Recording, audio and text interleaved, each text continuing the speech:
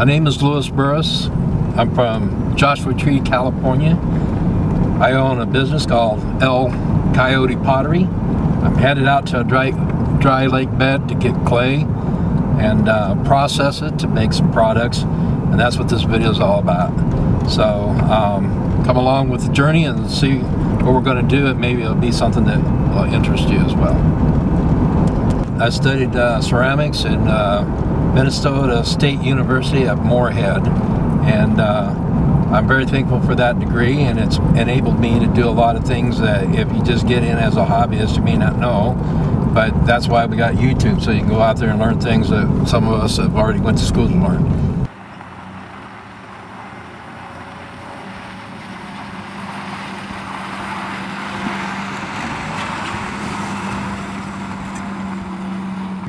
All right, folks, we're almost there. You can see the hillsides out there possibly, and you maybe notice a little rock and all that. But as we move out here, we're going to go into this flat area, flat lake bed, and what it really is where all the water from around here has run down into this area, and when it floods down in here, the clay is lighter than all the other stuff. So it kind of sits on top, and the rocks and the dirt, they kind of filter down, and what's left on top is the clay. And so today, this is the purpose, is to come out here and find ourselves some clay that we can work with. Now I'm turning off this little path, and out here it's higher and it's rocky and all that. But now we're moving into the actual dry lake bed, and I'm actually now driving right on top of clay. And if you look at it, you can see some wet stuff there. It looks like clay, and it's cracked up. What you need to know, if you come out here, absolutely do not ever come out here right after a rain. You will get stuck, and it could be a hard day. But today, it's a 1st of March. It's about 45 degrees out in sunny Southern California in the high desert. And it's a perfect day for collecting clay. How about that? So here we are.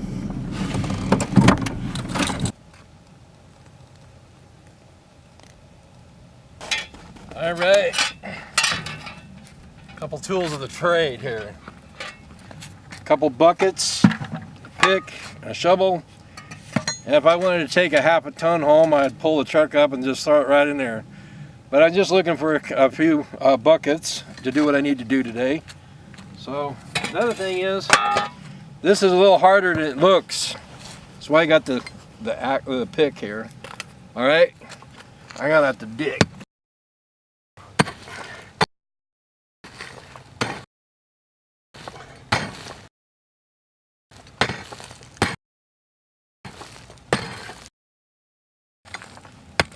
Well, as you can see, there's a little bit of a workout here. Taking some time and axe this out with this pick here. Some people, this is just dirt, okay? But when I get this back and process it, it's going to be the basis for some pots or other things that are of value. And the world has been working with clay for thousands upon thousands of years, and here I am in the 21st century. I'm just another potter. But I can go down and buy clay that's already processed, but there's something about coming out here and digging up your own clay and doing something with it.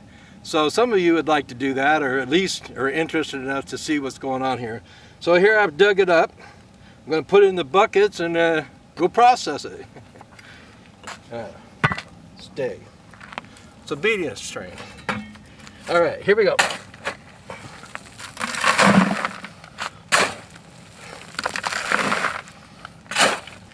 All right, here we go.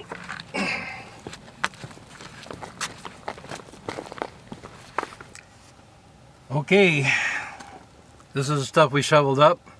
It's just, to some people, dirt. It's clay. Well, with this kind of dirt processed properly, turned into clay, this is a plate that's been made in the past. It's what we call horsehair raku. After the clay was processed and made into a clay that can be used, we make a plate in this case, and then After it was fired to what we call bisque, then it was taken and put into another kiln, and it was heated up to a reasonable temperature of probably about 1600 degrees Fahrenheit, taken out red hot, and then applied horsehair that goes and it singes on here, and some feathers, and all that's been carbonized into it now. That won't wash off. But this right here is strictly a decorative piece, but it's something that could come out of the ground. And so I take this dirt, go home, process it, do the work, and hopefully somebody will have a piece like this in the future, and it came from El Coyote Pottery and yours truly. Well, we made it back to the house from that like 5-mile drive that way. That's what's really nice about it. It's just out there a little ways. And here's the dirt that we picked up. Oh, dirt, yeah, it's clay, it's dirt. But what I'm going to do now is I got water here. I'm going to mix it into this clay and bring it into kind of a soup. So, water, just water. And then I have a 1/2-inch drill here with a whip. We're not really advertising for some of those big box stores, but there you go.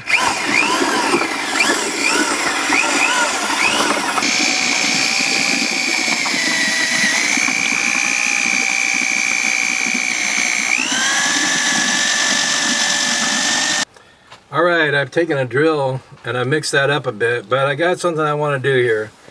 This is called ball clay, Kentucky ball clay to be exact. And the reason why I'm going to add this to this is because almost any clay that you go dig up isn't by itself what you want. So as a potter, I know what I want. I want something that I can actually throw on the wheel. And yeah, you can throw it, but this will make it work a lot better. And if you're a potter, you'll know all the science about that. I'm not going to explain that right now. But I'm just going to add about 20% into this. Okay, and then I'm going to go back and mix up what I have here. So here we go, mix it right up. Another bucket, strainer, and mud pie. Well, anyway, all we're doing is working this through the strainer, and because of its thickness and consistency, this could take a little while. You can do several things. You could actually water this down more, but then it will take longer to get the water out. But anyway, each person that does this has to kind of figure out for themselves a little bit of what works best. All right, now you can see there's still junk in here, but most of that's all the way through there. I had a little tool that I was kind of using it instead of my hands. Your hands will wear out if you run it against that screen. But what I'm going to do here is I'm going to go off to the side and dump the junk out.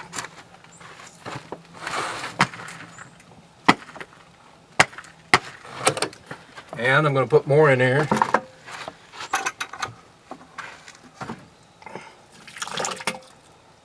It's a slow process, but if you want to be able to use the local clay and do something with it, it's just part of what you got to do. Well, we put this out here to dry, and if you look at it, this doesn't have as much sheen as it used to. This was a little thinner, and you can see it has less sheen. I can actually literally peel this off. Isn't that kind of fun? I know there's all of a sudden, if you got some 10-year-olds, they're all going to be wanting to be ceramicists. I got it. Okay, some of that's still wet, but you can get the idea now. This is starting to be something that I can actually make into that ball of clay that I can use. Okay, now this right here, I'm going to take a little, I can peel it up and flip it over. I'm just going to flip it over. The idea is to actually work it and turn it until I do have the clay that I need. And the truth of the matter is, this is a little soppy, so I'm just going to put it back down and let it set. There'll be a time when I can peel it off good, and that'll be the time for me to turn it. But in the end of all this, the water is escaping, and it's becoming something. Now, something was mentioned is, you can look at this. This is dried out, and it's just like out there at the dry lake bed. It's just drying up. No, I can't really use that, but this clay right here, it'll come off at some point. If I keep working it, I'll be able to use it. All right, we have some of this clay that's come out. You can see it's flexible, nice and soft, no rocks. And this is another plaster table that I have. It's a wedging table. Wedging is working this clay kind of like you do dough, like a baker might work dough.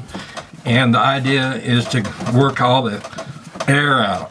And then also, the more you work it, the more consistent it becomes. And what we're going to do here is we're getting all the air out and that consistency. And then I'm going to have something that I can take to the wheel and throw into a bottle, a jar, or something, and you're going to see that in just a few minutes.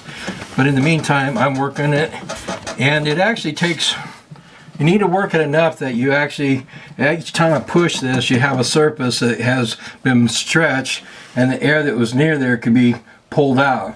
I have to do it enough that I work all the way through the clay, and all the air has a chance to escape. I actually like to do this for rock and roll music. It makes it easier and kind of go with the beat. But anyway, today we're just you and me and the clay. Well, look at that. And I got a nice little roll. I shape it. And that right there is about ready to be thrown. So let's go through it. Clay, a while back it was just dirt. Well, it still is just dirt, but it's in a form now that I can work. So here we go, potter's wheel. And I'm going to slap it out here on the center. Turn the wheel on. And start it to turn.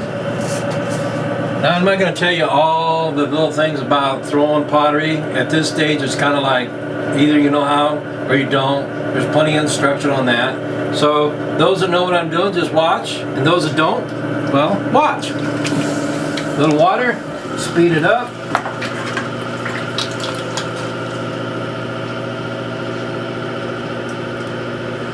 Most of you, I know that this is a sintering process.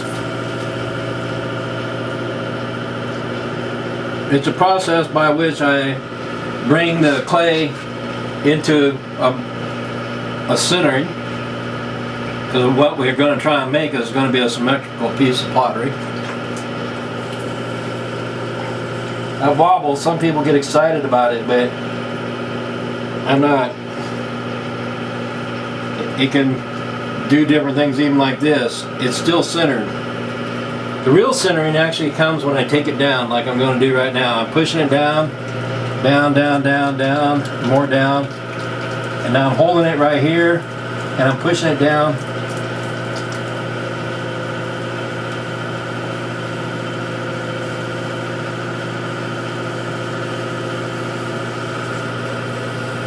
And you can see that that's pretty well centered.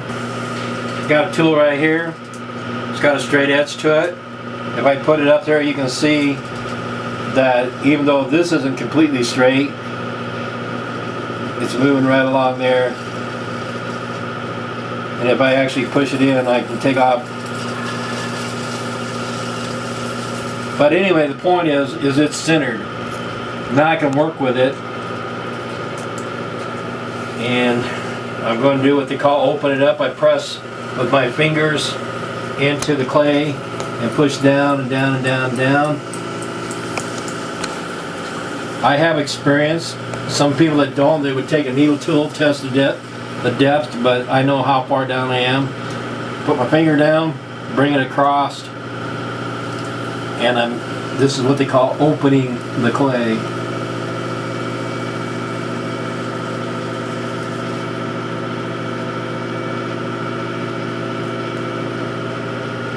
Okay, I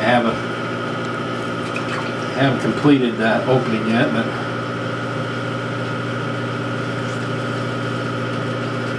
now I'm grabbing the clay like this on the inside and have a finger on the outside, and I'm going to raise the clay up. As we've already been saying, this is local clay. I've added a little bit of Kentucky ball clay to make it more plastic so that I can throw it. And now, here we go, we're going to throw this.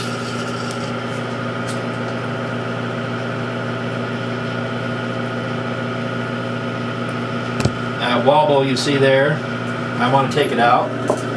And I'm doing what they call collaring. In a sense, I just recentered it, but it's a little taller than it was. Okay? All you experts out there might be critiquing my ability here, it's okay. Oh, anyway, I just raised this up a little bit. I only started from here up because if you start at the very bottom of a large piece, by the time you get to the top, the bottom is too weak for the top. So I get the top thrown, and then I go down into the bottom and raise it up. And a lot of this is by feel. I'm actually going to use a sponge here, and I'm going to slow this down a little, going to the inside.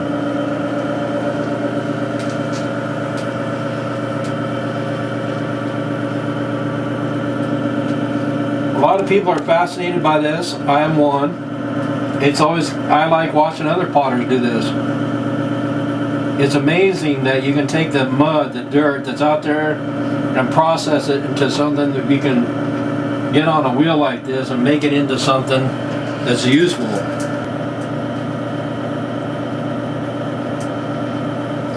Okay, we're reaching into the inside, pushing in on the bottom, and pushing out on the inside and coming on up.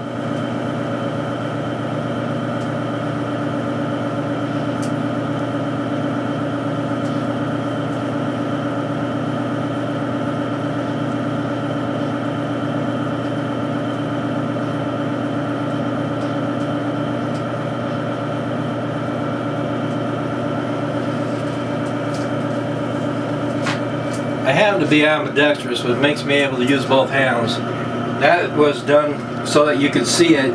That isn't normally how a right-hander would do it, but that gives you the idea, okay? So now, as you can see, this piece of clay that we have is getting taller and taller and taller. And it's a process of just thinning the walls and pulling it. They call it pulling it. So I'm pulling the clay up as I go. Now, what I'm going to do, I got what they call ribs.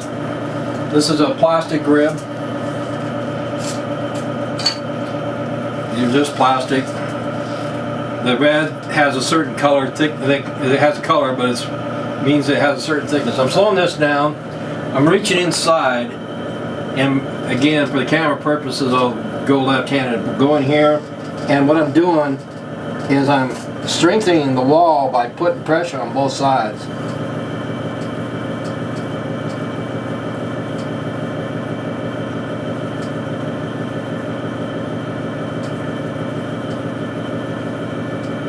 Okay, I've got to change because I got a wrinkle I want to get out.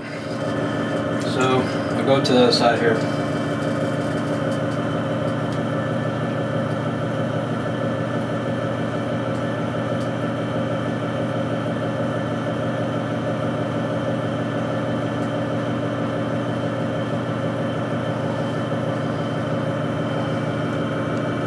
This wrinkle is caused from, it's getting thin enough that it's the weakness is causing the pot to want to fall a little bit. So in correcting it, I'm using a rib to help compress the clay to make it stronger, okay?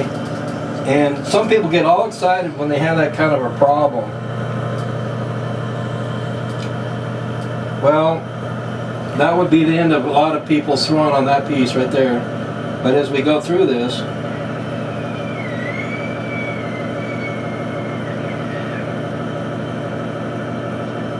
you can see I'm working out that weakness that was in there, and the weakness, as I already said, was from the thinning, but the compression helps strengthen that back up, and it also gives me a stronger piece.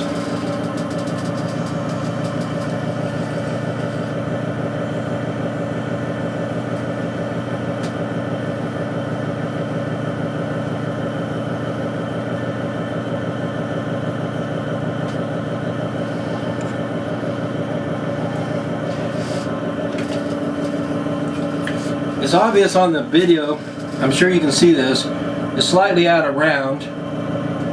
And I got a needle tool right here, and all I'm going to do is cut off this top piece. And what I have now, this is probably more like what the thickness is all the way up this thing. It might be a little thicker at the bottom. I'm going to work on it a little bit, because what we want to do is have a nice finished product. So allow me just a little bit of work. Put a little water for lubrication on the outside, a little on the inside, and again,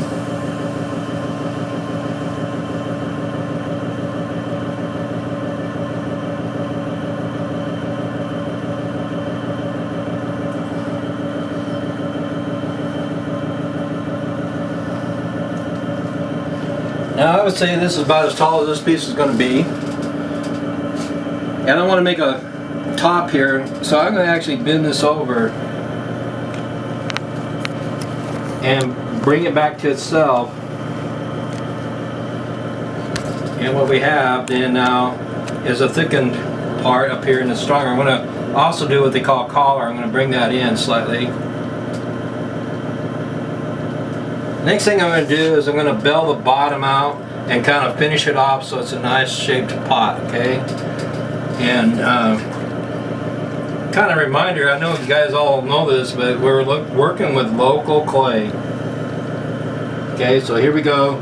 I'm pushing on the inside towards the outside, and you can see it's starting to bell out now. And I'm bringing it up, and I'm controlling it a little bit on the outside with my hand. You see how I'm kind of controlling that, and get to a certain point here. I just release my pressure a little bit. And I'm going to shape it some more. We'll go water.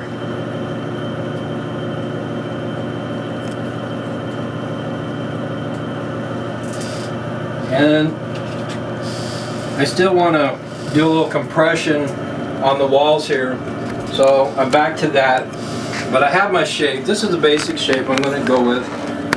And I got a stainless steel rib on the outside. I can bend it and do stuff. I got a plastic rib on the inside. And just a little more compression, taking out any little lumps or excess clay.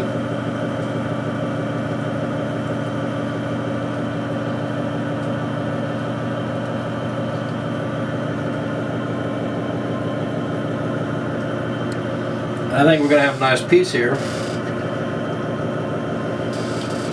Now to finish this, I just use the same plastic rib and take off some excess water here, nothing serious.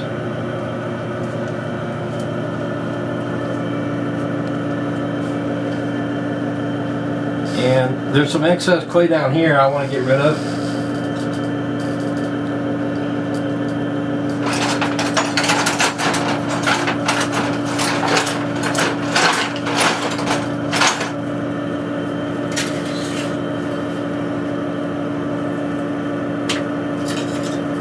Got the tool right here, it's hiding. The tools like to play hide and seek because what happens is the clay gets on them and then everything looks the same. Every potter knows that. You have a problem sometimes finding your tools, but somebody's invented all kinds of different ways of keeping track of your tools. All I'm doing right here is kind of cutting off a little excess clay at the bottom. Now as you look at this, you might go, wow, that kind of looks like something I've seen in history books or other things. Well, pottery's been being made since the beginning of time. Okay, there's a few more little details. I'll slow it down. Put my hand on the inside, get it a little wet. And I want it just a little different shape here.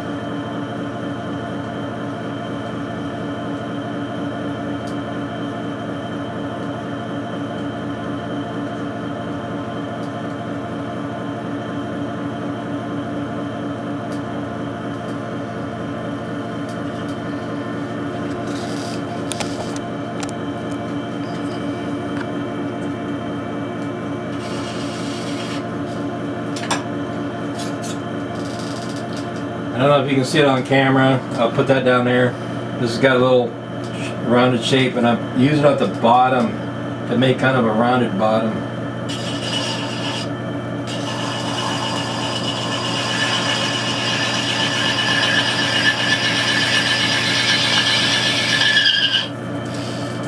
Something else that astute people will see is there's a little line right here. I made a line on purpose.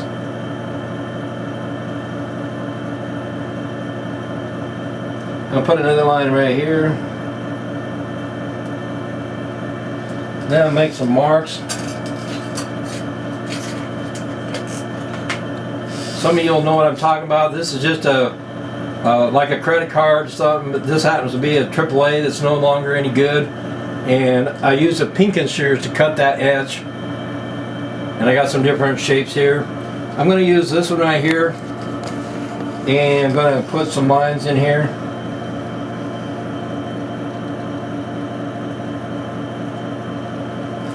Let's take a look at that. Okay, so as you can see, there's a little bit of something down here at the bottom I'm not exactly wanting, so I'll work on that for just a moment, but we're almost done here.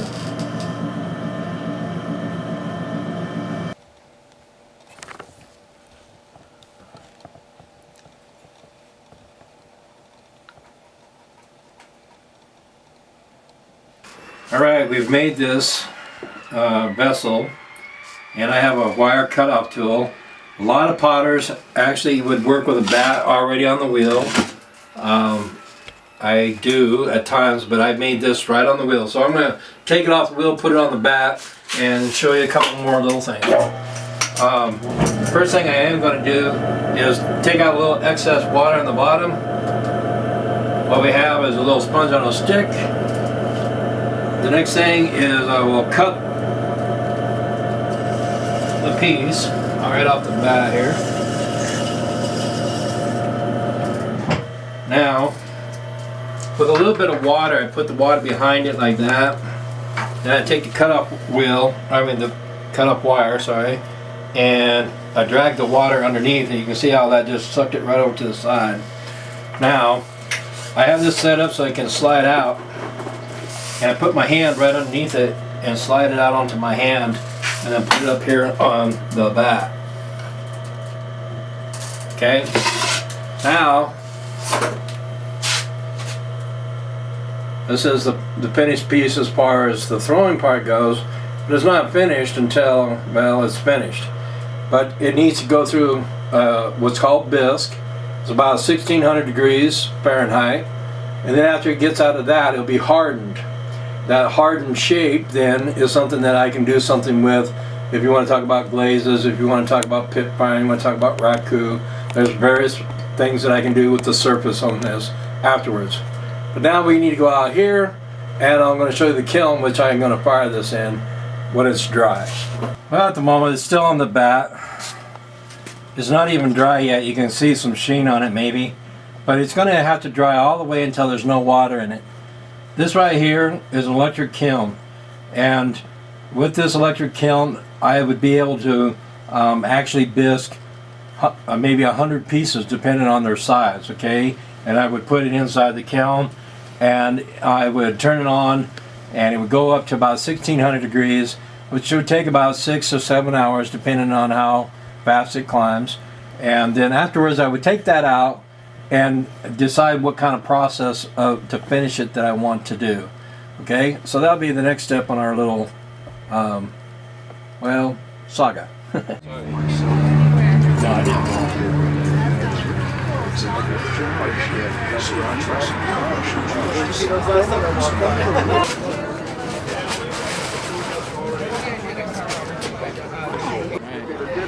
Hello folks, this is that pot we were looking at when I threw it on the wheel. It was made from local clay, just about 5 miles out that way. Local market right here in Joshua Tree, California, and the national park over there. Usually it's nice and sunny today. Yeah, okay, it's overcast, but people are out. And anyway, take another nice look at that. And here's some other pieces made with the local clay.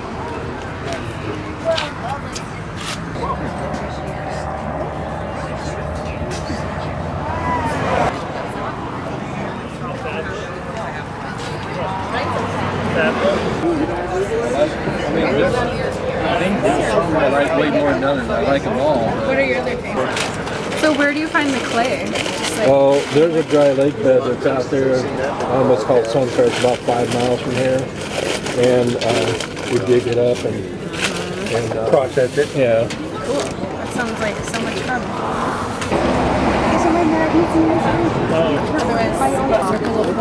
Actually, I'm actually going to. You did have that one, but Although he is pretty spoiled. Okay. that's what you need. Yeah, they have. All right. We do? Wrapped up, sacked up. For a long time. All right. Thank you. Cheers. I try to have my whole thing satisfied. It's a dark chocolate. These are all individual. Yeah, it tastes nice. Yeah. Did he bring it down? No, I Even stain it and do stuff. Yeah. It's a decorative. It's pretty. Like this one looks like trees. This right here. Where are y'all from? Philadelphia. All right. Welcome to the desert. So you want it wrapped up and sacked up? Yes, please. Take it and wrap it in a piece of paper here. So where are y'all from? New Jersey? Yeah. New York and New Jersey. They're right beside each other, right? Yeah, that's right. You made it all the way out here. Did you walk? Cycle quite a way. Oh. Well, I know you got the coffee in there, but you need to have a mug to put it in. Right? That's what we were thinking the same thing. They're beautiful. These two you want? Those are the two. Okay. So where are you all from? Originally from Boston. All right. So what brought you up into this area? Going into the park today. Yeah, we're going to go explore. But then we saw this. Joshua Tree Park. All right. Joshua Good Tree deal. Park. Boston. Until I actually get it done, I'm saying. Yeah. Do you like this one? You too. For the